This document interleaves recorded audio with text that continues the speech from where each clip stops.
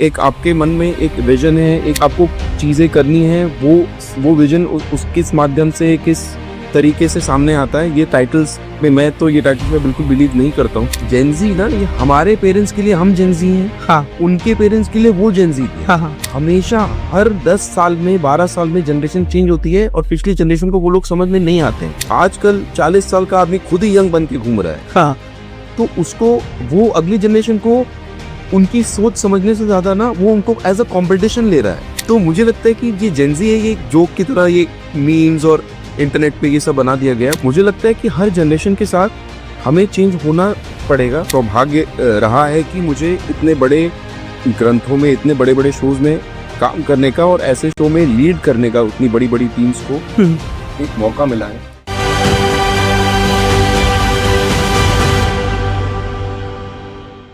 दोस्तों, हम बचपन से ही बहुत सारे माइथोलॉजिकल सीरियल्स और ड्रामास देखते आ रहे हैं। अगर उनमें से हम बात करें कुछ बड़े सीरियल्स और ड्रामास की, तो उसमें सूर्यपुत्र कर्ण, महाभारत, राधा कृष्ण ऐसे सीरियल्स बहुत ज्यादा फेमस हुआ करते थे। आज के इस हमारे वीर भारत पॉडकास्ट में एक बहुत स्पेशल गेस्ट हैं जो कैमरे के सामने नहीं बल्कि कैमरे के पीछे रहकर अपना किरदार निभाते हैं। हमारे साथ मौजूद हैं नितिन मथुरा गुप्ता सर, जो कि प्रोड्यूसर रह चुके हैं, क्रिएटिव प्रोड्यूसर रह चुके हैं और 17 से 18 सालों का इनको एक्सपीरियंस है। और तमाम माइथोलॉजिकल ड्रामास और सीरियल्स जिनके नाम मैंने आपको बताए हैं, और भी बहुत सारे ड्रामास उनमें सर ने काम किया हुआ है। तो आइए सर से बात करते हैं इन तमाम चीजों के बारे में और माइथोलॉजिकल ड्रामास के बारे में। तो sir, welcome to our show sir, welcome to sir Veer Bharat podcast sir. Sir कैसे हैं सर आप? Thank you so much. बढ़िया हूँ। जिस तरह से लेकिन आपने इंट्रोडक्शन दी है तो उस तरह में अच्छा, अगर वीडियो है, ये ऑडियो होता तो लोगों को लगता कोई 60-65 साल का आदमी कि ना भारत कैसे युगों युगों से काम कर रहा है। ऐसा बिल्कुल भी नहीं है। मैं 17-18 साल से जरूर काम कर रहा हूँ, बट उस समय मैं जस्ट आउट ऑफ कॉलेज था। एंड एक बहुत I have had the opportunity, एक सौभाग्य रहा है कि मुझे इतने बड़े ग्रंथों में, इतने बड़े बड़े शोज में काम करने का और ऐसे शो में लीड करने का उतनी बड़ी बड़ी टीम्स को एक मौका मिला है। सर कैसा रहा, मतलब अगर मैं आपसे बात करूं कि जर्नी के बारे में, आपकी लाइफ जर्नी के बारे में, तो ये कैसा रहा? मतलब कहाँ से शुरुआत हुई और कहाँ तक, मतलब आप जब इतने बड़े शोज के क्रिएटिव प्रोड्यूसर रह चुके हैं सर, तो क्या जर्नी रही? आप थोड़ा सा उसके बारे में बताएं। मुझे लगता है कि हम कुछ करते नहीं है, सब अपने आप। सो मैं 2007 में आया था बॉम्बे। मुझे कोई मीडिया का कोई एक्सपीरियंस, बैकग्राउंड एक्सपीरियंस नहीं है। मैं बीकॉम करके पुणे से उसके बाद पहुंचा था। मुझे हमेशा से विजुअल्स और क्रिएटिविटी और ये सब चीजों में हमेशा से इंटरेस्ट था। मैं छोटी छोटी चीजें, प्रोजेक्ट्स में अपना क्रिएटिव एलिमेंट्स डालता रहता था। मुझे तो पता भी था कि इतनी बड़ी टेलीविजन इंडस्ट्री, मम्मी लोग सीरियल और ये सब देखते रहते थे। तो फिर वो वहां से फिर एक शुरुआत हुई। एक नई कंपनी थी, एक छोटी कंपनी थी जिन्होंने, जो 2007 से शुरू हुई, तो मैं उनके साथ जुड़ा और फिर वो कंपनी जैसे जैसे आगे बढ़ती चली गई, मैं भी साथ साथ आगे बढ़ता चला गया। और उसी जर्नी में ये महाभारत और राधा कृष्ण, ये सारे शोज का पार्ट बनने का और क्रिएटिवली उनको लीड करने का एक अपॉर्चुनिटी मिली। और तो मुझे लगता है ये अपॉर्चुनिटी, ये ना तो मैंने कुछ किया है, ये अपॉर्चुनिटी अपने आप होती है। मैं जैसे एक मजाक वाली बात मैं आपको बताऊं, जैसे मैं सबको ये बोलता हूँ कि मैंने महाभारत, ये तो 3 शोज का नाम लिया है, वो तीनों शोज में महाभारत रही है और मैंने महाभारत 3 बार बनाई है हमारी ऑडियंस के लिए। अपनी टीम के साथ बनाई है, अकेले नहीं बनाई है। तो सर, इसमें अगर देखा जाए तो बहुत ज्यादा लोग कंफ्यूज होते हैं। आज भी जो लोग मीडिया में अपना करियर बना रहे हैं या फिर जो लोग मूवीज देखते हैं, तो एक कंफ्यूजन लोगों के माइंड में आता है कि क्रिएटिव प्रोड्यूसर, क्रिएटिव डायरेक्टर और सिनेमेटोग्राफर, जो तमाम शब्द होते हैं जो यूज किए जाते हैं, तो इनमें बेसिकली अंतर क्या होता है सर? कुछ नहीं अंतर है। देखिए, ये सब टर्म्स हैं जो नए नए टर्म्स अभी तक बनाते भी आए गए हैं, हाँ, और आगे भी बनाते जाएंगे। अगर आपको एक, आपके मन में एक विजन है, एक कि आपको चीजें करनी है, वो विजन उस किस माध्यम से, किस तरीके से सामने आता है। ये टाइटल्स में बिल्कुल बिलीव नहीं करता हूँ, लेकिन अपना इंट्रोडक्शन देने के लिए मुझे बताना पड़ेगा, हाँ, कि मैं क्या पोजीशन में क्या करना था। बट अदरवाइज मुझे नहीं लगता है। मैं जब एक जूनियर ट्रेनी था, मैं तब भी इतनी मेहनत करता था, और आज उसके बाद मैं क्रिएटिव डिपार्टमेंट के जो सबसे सीनियर लेवल पे जब मैं पहुंचा, तब भी उतनी मेहनत करता था। आज मैं अपने लिए खुद का काम कर रहा हूँ, मैं और मेरी वाइफ नितांशी, जो कि हम अभी अमर लोग टेल्स, और हमारे एक और पार्टनर है चिराग, तो हमने अब अपनी कंपनी स्टार्ट की है। तो अब भी हम मेहनत कर रहे हैं। तो मुझे लगता है कि आप हमें अपना काम करने आए और कुछ बाकी तो मैटर नहीं करता है। वो ये पोजीशन, डेजिग्नेशन, टाइटल वाइटल ये सब कुछ मतलब नहीं है कुछ चीजों। सर एक बहुत बड़ा इवेंट जो मध्य प्रदेश भोपाल में हुआ, महाभारत संगम, जहां पर तमाम कलाकार आए, बहुत सारे माध्यम आए, जहां पर सर महाभारत को दर्शाया गया,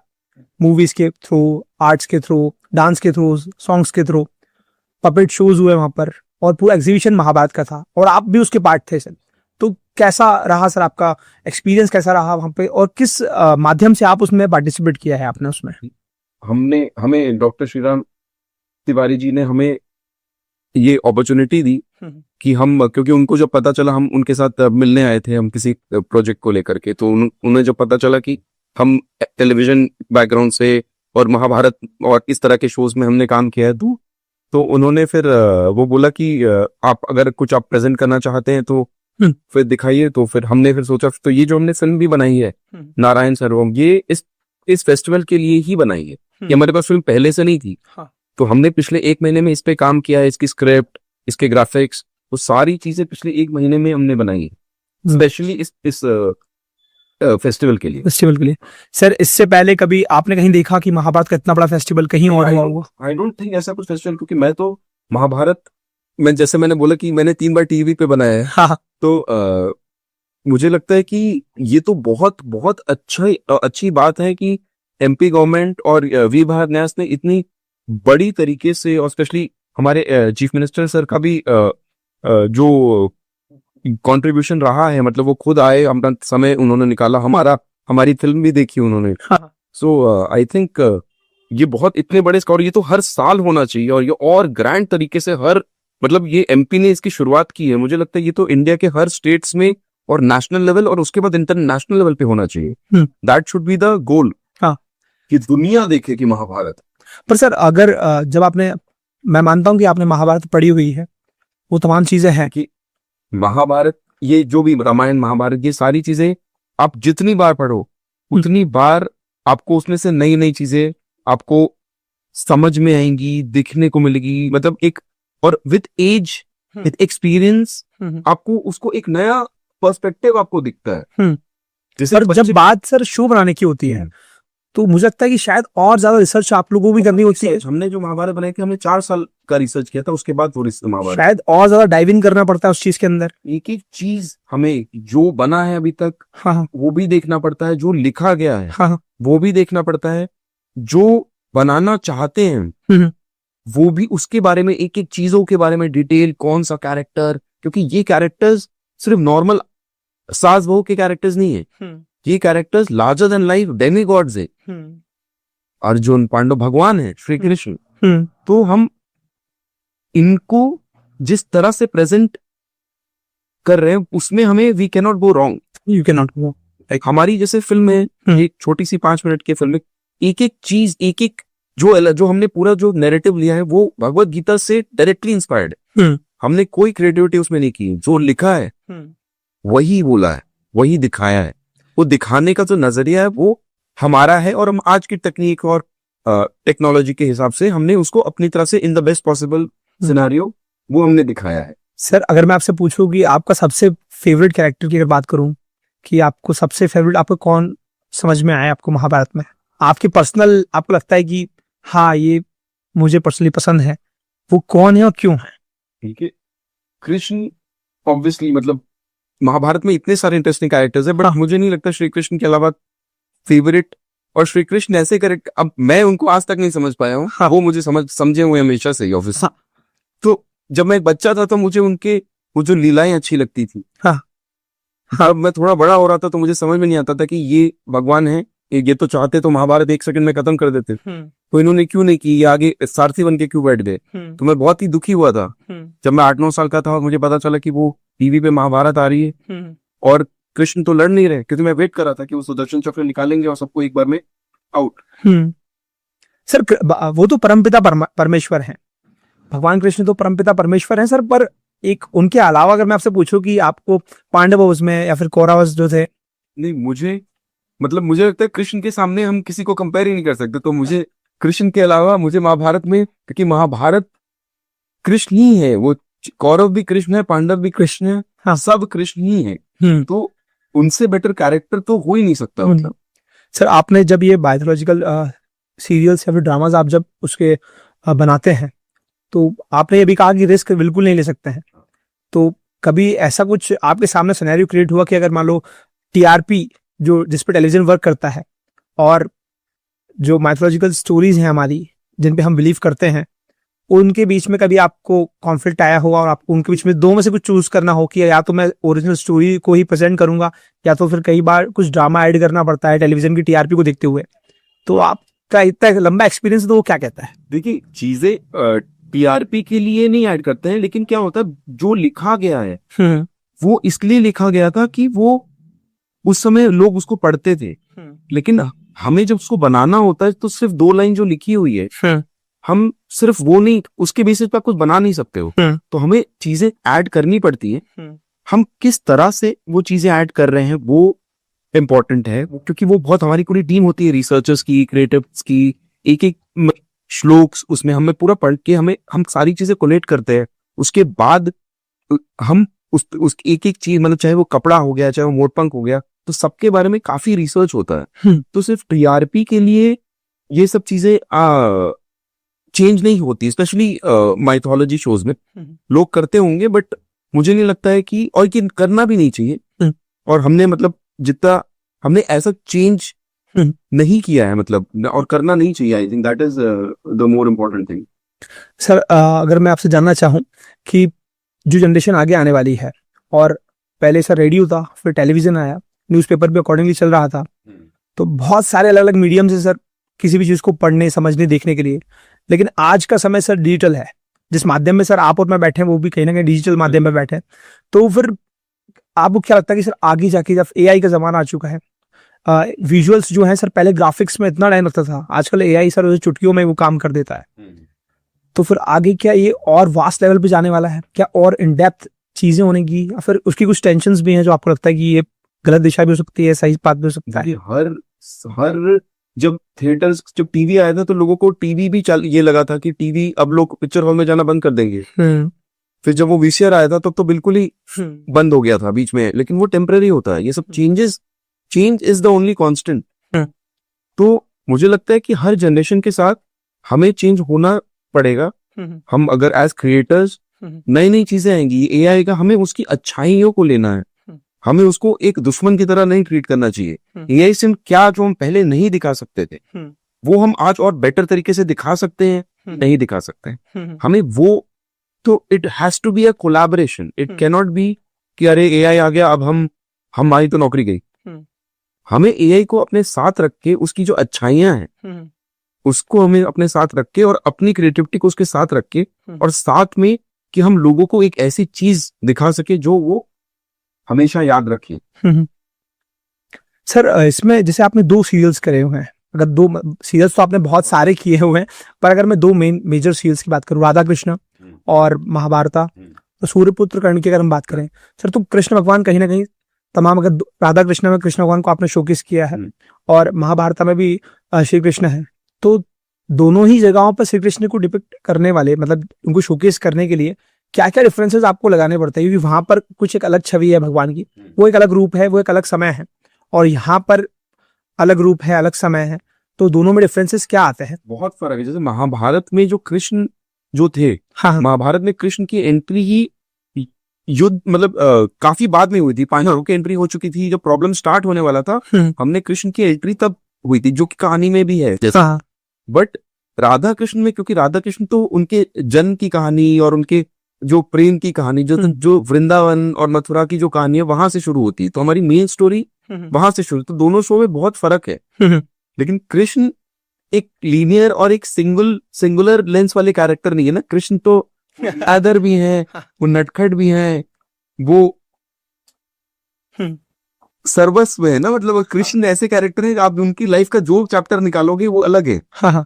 तो सर अभी, और जो आप बता रहे थे कि आज आपने जो चेंजेस किए हैं, जो डोम के अंदर पूरी महाभारत को आप शोकेस करते हैं या फिर रामायण को शोकेस करते हैं, तो उसके बारे में थोड़ा सा बताएं कि आपने समय के अकॉर्डिंग, आप टेलीविजन के आदमी थे, आप मूवीज जो चल रही हैं उसके आदमी थे, तो एकदम से डोम की तरफ शिफ्ट होना, वो क्या एक एडिशन था आपका? शिफ्ट नहीं, मतलब अभी हमारे टेलीविजन में भी और ओटीटी में भी प्रोजेक्ट्स चल रहे हैं, हाँ हाँ। तो बट डोम, क्योंकि कुछ कहानियां ऐसी होती, कुछ चीजें जो आपको वो स्टोरी के अंदर, जैसे हमारी फिल्म अगर आपने देखी है तो उसमें जब आपको हम ब्रह्मांड में ले जाते हैं तो आपको ऐसा लगेगा कि आप वहां हो। तो आज की डेट में और आज की टेक्नोलॉजी को यूज करते हुए हम ये चीज दे सकते हैं, और हमें ऐसा लगता है जो अगली जनरेशन है वो ये सब चीजें, क्योंकि वो अब मंदिरों में जाके दर्शन करती है, जो उनको उनके मम्मी पापा कहानी बताते हैं वो सुनती है। हम चाहते हैं कि वो जो कहानी वो बता रहे, हम चाहते हैं वो कहानी वो देखें, और वो उस तरीके से देखें, एक मॉडर्न टेक्नोलॉजी और एक फास्ट एनिमेशन, और उसके साथ जो जो उनको एक्साइट करे, वो कहानी के बारे में और जानना चाहें। तो हम चाहते हैं कि हमारा कल्चर, हमारी संस्कृति का प्रचार हो, लोग अगली जनरेशन तक पहुंचे, और एक जो बेसिक एक रिस्पॉन्सिबिलिटी है कि इतने साल हमने इस तरह के शोज बनाए हैं, तो शायद एक डेस्टिनी में तो मानता हूं कि मतलब दैट कि मुझे ये मौका मिला, जैसे मैंने आपको पहले भी बोला था, मैं ये चीजें लोगों तक एक तरीके से पहुंचाता हूँ, शायद उनको अच्छा लगता है, तो इट्स एन अपॉर्चुनिटी, मतलब हम अगली जनरेशन तक एक ब्यूटीफुली ये चीजें पहुंचा सकते हैं, एक छोटी छोटी कहानियों, क्योंकि अगली जनरेशन का लाइफ स्पैन नहीं, टाइम स्पैन काफी कम हो गया है। हाँ। वो मोबाइल में ऐसे वीडियोस देख देख करके ना, स्वाइप कर करके, अभी उनको कुछ भी दिखाओ तो ऐसा लगता रहे बोरिंग है। तो इसलिए हम शॉर्ट मूवीज, और हमारा ये प्लान है 5-6 मिनट में आप एक कहानी बताओ, चाहे वो कृष्ण की हो, चाहे वो शिव की हो, क्योंकि और हम वो बता करके उसमें हम क्या मैसेज देना चाह रहे हैं, हम एक ब्यूटीफुली दिखा करके और हम आगे बढ़े, और लोगों को मैसेज भी याद रहे, कहानी भी याद रहे, और विजुअल जो हम दिखाए, so that is the idea. Sir जब से ओटीटी आया है तो ऐसा माना जाता है कि ओटीटी में थोड़ी ज्यादा लीनियंसी है, थोड़ा फ्रीडम ओटीटी में ज्यादा है टेलीविजन के अकॉर्डिंग। तो आपको क्या लगता है कि ओटीटी में जब कंटेंट बनाते हैं तो as an creative producer sir, आप क्या उसमें थोड़ा सा और फ्रीडम आपको महसूस होता है? कि देखिए, फ्रीडम नहीं बोलूंगा मैं, अब हर मीडियम की ऑडियंस अलग होती है। जैसे टेलीविजन की जो ऑडियंस है वो आजकल जो है वो मिडिल, लाइक 35-40 प्लस वाले हैं, जो यंगस्टर्स है वो ओटीटी देखते हैं। तो जो मीडियम है, आपको उनकी भाषा में उनके तरीके से उनका कंटेंट, जिस तरह का कंटेंट वो देखना चाह रहे हैं, जैसे पहले इंग्लिश मूवीज देखते थे ये, तो आजकल जो ये स्टाइलाइज्ड और अलग अलग तरीकों के अलग अलग शोज आ रहे हैं, उसमें से कुछ अच्छे भी हैं, कुछ खराब भी हैं। तो मुझे लगता है कि वो मीडियम और फ्रीडम है क्रिएटिव लोगों को, और राइटर्स, डायरेक्टर्स की, वो एक अलग तरीके से बहुत सारी चीजें आप टीवी में नहीं दिखा सकते, नहीं अलग, क्योंकि ऑडियंस अलग है। Main it is only about target audience, कि आप अलग अलग ऑडियंस अलग अलग चीजें देख रही हैं। नेटफ्लिक्स की ऑडियंस नेटफ्लिक्स की है, और अपना टीवी जो केबल टीवी है उसकी अलग ऑडियंस है। तो आप अगर नेटफ्लिक्स का कंटेंट टीवी पे दिखाएंगे तो जो लोग टीवी देख रहे हैं वो भी देखना छोड़ देंगे। आप नेटफ्लिक्स पे टीवी वाला कंटेंट दिखाएंगे तो वो भी शायद ना चले, नहीं चले। तो सबकी content, type of content is divided amongst different medium. जैसे अब डोम में आप फुल लेंथ फिल्म नहीं दिखा सकते, 3 घंटा लोग बेहोश होकर गिर जाएंगे, चक्कर आ जाए, because it is immersive. Sir as an creative producer, क्या आपको लगता है कि जैसे आपने ही कहा कि टारगेट ऑडियंस अलग अलग है, तो 40 प्लस के लिए अलग कंटेंट बनेगा, अंडर 40 अलग, हर देश में होता है, हाँ, होना भी चाहिए, सबके लिए अलग अलग लोगों को अलग अलग सब्जेक्ट्स पसंद नहीं ना। सर तो now at this point of time आपके पास इतना लंबा एक्सपीरियंस है, तो फिर आगे मुझे आपसे पूछना है कि अगर आपके प्लान्स हैं कुछ आगे, तो क्या है? मतलब आप किस सेगमेंट ऑफ ऑडियंस को टारगेट करना चाहिए कि आप मुझे कंटेंट जो मैंने सीखा है वो इन लोगों के लिए बनाना है, इनको शिक्षित करना है, या फिर इनके बारे में बताना है, फिर इन्हें बताना है? देखिए, जहां तक डोम का सवाल है, हाँ, हम डोम में हमारा प्रायोरिटी रहेगा कि हम हमारे Indian culture, history and mythology, जो कि हम माइथोलॉजी नहीं एक्चुअली हिस्ट्री है, तो इस पे हम फिल्में बनाएं, और अगली जनरेशन के लिए हम नई नई चीजें करें, नई नई तरीके से उनको अलग अलग स्टोरीज बनाएं। तो ये हमारा प्राइमरी टारगेट है। बाकी टेलीविजन और फिल्म में हम अपना जो काम कर रहे हैं वो तो हम चाहते हैं वो करते रहे, उसमें तो कि ऐसा नहीं कि वो हम नहीं कर रहे हैं। हम डोम हमारा एक डिवीजन है जो कि हमने नया स्टार्ट किया है, और हम इसमें, because it is a very unexplored territory, तो हम चाहते हैं कि इसमें हम आगे बढ़े, और गवर्नमेंट के, और जैसे हमने जो हमें अपॉर्चुनिटी दी गई डॉक्टर श्रीराम तिवारी ने, तो ऐसे अगर हमें अपॉर्चुनिटी और बड़े प्रोजेक्ट्स करने का वो अपॉर्चुनिटी रहेगी तो हम फिर और लार्जर स्केल पर और बेहतर काम कर सकते हैं, बहुत कुछ कर सकते हैं। ये तो एक शुरुआत है, मतलब मैं तो ये बोलूंगा कि दिस वाज ओनली एक शोकेस करने की अपॉर्चुनिटी थी, बट जब हम फुल फ्लेजेड प्रॉपर तरीके से बनाएंगे तो फिर वो देखने लायक चीज बनेगी। Sure sir. Sir thank you so much for giving your valuable time sir. मुझे बहुत अच्छा लगा आपने यहाँ पे समय दिया सर वीर भारत पॉडकास्ट को, और ये पहला ही था सर, आपको जो बताया था मैंने, और कल से इसकी और शुरुआत होगी। तो बहुत बहुत धन्यवाद सर आपका। थैंक यू, मुझे बहुत अच्छा लगा आपसे बात करके।